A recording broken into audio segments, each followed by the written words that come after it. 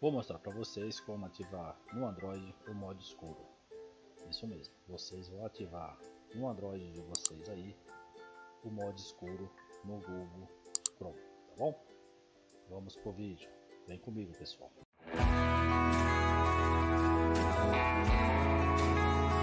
Eu estou aqui na tela do meu computador, vocês vão entrar aí no Android de vocês, tá? Vocês vão entrar aqui, ó, clicar no Android, vai procurar aí pelo Chrome.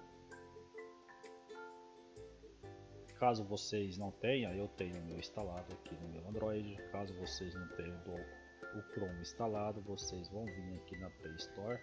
Aqui na Play Store vocês vão clicar e vai baixar o Chrome, tá? Aqui ó, já tenho o meu instalado. Vou clicar aqui para estar atualizado. Na verdade o meu já foi atualizado. Vou só abrir o meu Chrome. Já abriu na tela do Chrome. Já estou usando aqui o modo escuro. Se estarem mudando de vocês aí, vocês vão vir aqui nos três pontinhos. Clica nos três pontinhos. Vocês vão descer aqui até configurações. Clica em configurações. Aqui em configurações vocês vão procurar aí por tema. Aqui está. Vocês clicam aqui em cima de tema.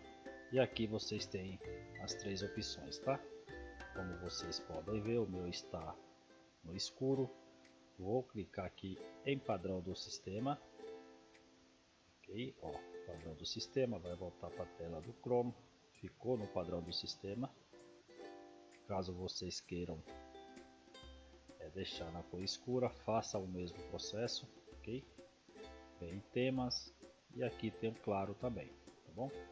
E aqui também tem o escuro, é o que eu estou utilizando. Para quem trabalha à noite, estuda, essa tela escura é uma excelente opção. Pessoal, o vídeo de hoje era só isso. Agradeço a todos vocês. Ficam todos vocês com Deus. Até o próximo vídeo. E fui.